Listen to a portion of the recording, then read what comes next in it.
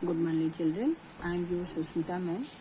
Nowadays we are reading your chapter from SST Water Resources. The chapter's name is Water Resources, and today we will read from this topic. Here is your topic, irrigation.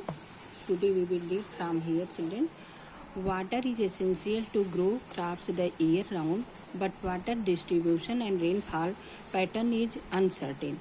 यहाँ पे क्या कहा जा रहा है बच्चों? सबसे पहले आप समझेंगे कि इरिगेशन क्या है. इरिगेशन किसे कहते हैं? वी कैन से इन हिंदी सिंचाई.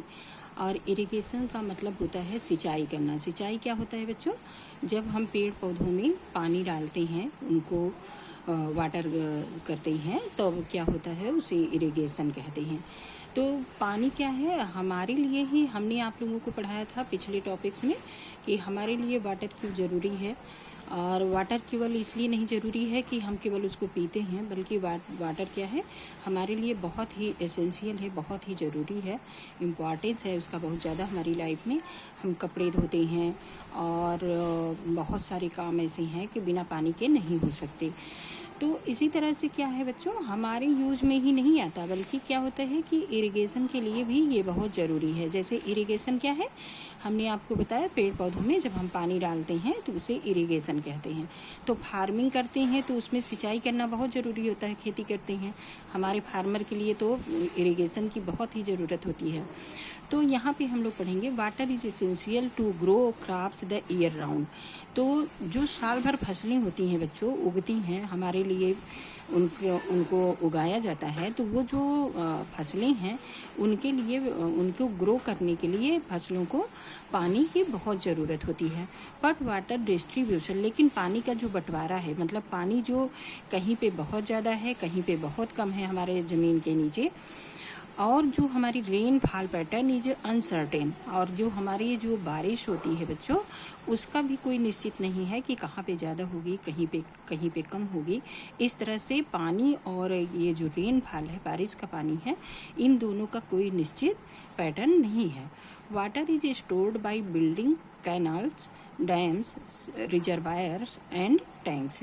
तो इसके लिए क्या करते हैं, अगर जब दोनों चीज़ें निश्चित नहीं हैं कि पानी हर जगह बराबर नहीं है और बारिश भी हर जगह बराबर नहीं होती, तो इसके लिए क्या होगा, फसलें तो उगाई जाएंगी, फसलें तो उगाना बहुत ज़रूरी है.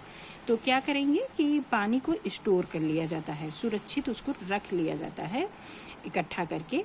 तो कैसे रखता है, कैसे बच्चों? जैसे देखो, अगर हमें मंथली हमारी फैमिली को रहना है तो हम क्या करते हैं कि मंथली हमारे, आपके जो मम्मा डैडी हैं, कोई भी है, वो क्या करते हैं, मंथली एक लिस्ट बनाते हैं और सामान को मंगा के रख लेते हैं पूरे महीने के लिए कि हमारे महीने में इतना खर्च होगा, हमारे इस मंथ में इतना हमें चीज़ों की ज़रूरत पड़ेगी. तो उसी तरह से क्रॉप को उगाने के लिए पानी की ज़रूरत होती है. तो हमारी जो गवर्नमेंट है वो कुछ उपाय करती है और पानी को सुरक्षित रख लेती है. कहाँ पे, क्या बना करके, कैनल्स, नहरें बना करके, डैम बना करके, और रिजर्वायर्स जहाँ पे पानी को इकट्ठा करके रखा जाता है, और टैंक भी बड़े बड़े बना करके पानी को इकट्ठा रख लिया जाता है. This water is then supplied to fields through pipes and channels. इसके बाद क्या होता है, जब पानी इकट्ठा करके रख लिया गया और पानी की जहाँ पे ज़रूरत है वहाँ पे सप्लाई किया जाता है, उसको दिया जाता है लोगों को. कैसे, फील्ड्स, खेतों में कैसे देते हैं, पाइप के थ्रू और चैनल बना करके उनको पानी को दिया जाता है.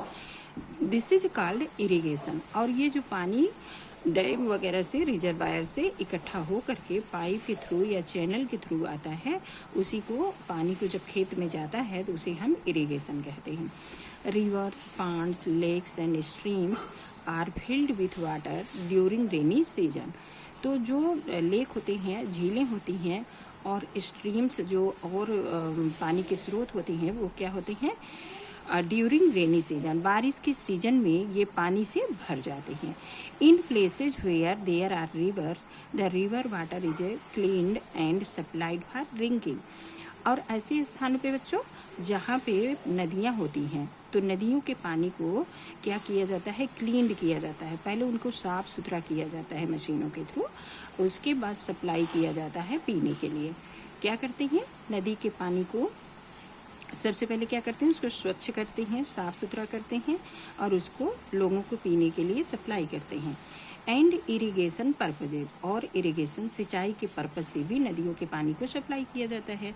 River water is supplied to household through pipes, और जीवन जो कैसे आता है, रिवर का पानी जो है वो सप्लाई किया जाता है घरों में, कैसे, पाइप के थ्रू। आप लोगों ने देखा है हमारे यहाँ पानी की सप्लाई होती है शहरों में, तो क्या होता है, वो पाइप के थ्रू ही आता है।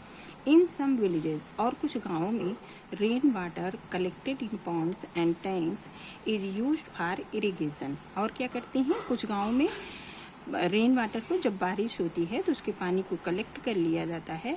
कहाँ पे बच्चों, पांड में, तालाब में और टैंक में, बड़े बड़े टैंक बना करके उसमें पानी को इरिगेशन के लिए इकट्ठा कर लिया जाता है। और जब सिंचाई की ज़रूरत पड़ती है, पेड़ों में पानी, खेतों में पानी डालने की ज़रूरत होती है, तो उसे यूज किया जाता है।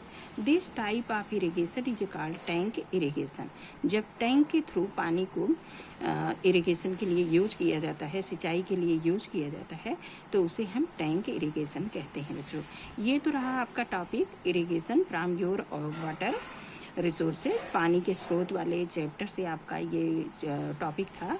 Next topic is underground water. अब इसके बाद हम क्या पढ़ेंगे बच्चों, ये तो आपने पढ़ा कि जो हमारी ज़मीन है, लैंड है, उसके ऊपर, हमारी लैंड की सरफेस के ऊपर जो जो चीज़ें हमें दिखती हैं उनके बारे में हमने पढ़ा।